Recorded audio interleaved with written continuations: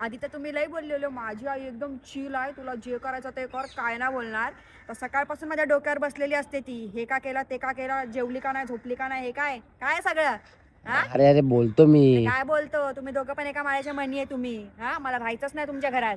सांगते कांबळे ताई, जेव्हा लग्न होऊन मी गेले ना तेव्हा याची आई मला कशी बोलते, ह्या आमच्या बांगड्या आहेत, परंपरा आहे आमची, तू ही परंपरा पुढे चालव. त्या दिवशी चुकून अशी दाबली, हे बघा बँटेक्सच्या बांगड्या आहेत त्या, आणि मला बोलतात कितीतरी तोळ्याच्या आहेत, एवढे याच्या घरचे चोरटे आहेत, हा एवढे भामटे लोक आहेत त्याचे. बाकी ना त्या नीलमनी नशीब काढले माहितीये का, एवढ्या एवढ्या चड्डा घालून बाहेर जाते ती, तरी तिची सासू शब्दाने काय बोलत नाही तिला. आता ती कमवते ती, तुमची समजलं का? असलियत सांगू का आता तुम्हाला, सांगते ताई, एवढे दागिने आणलेले काळापासून पायापर्यंत सगळे या लोकांनी घाण ठेवले, त्यांच्याकडे राशन भरायला पैसे नाही.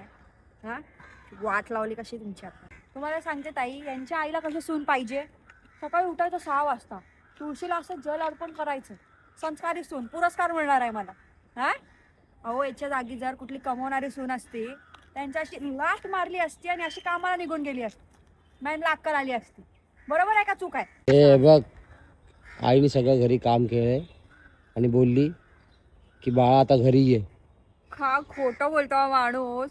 बाळा, आणि तुमची आई आणि मला, ह्याची आई दलिंदर शिवाय हाक नाही मारत मला, बाळा बोलली. हा काय बोलते, काय तुला समजतं काय?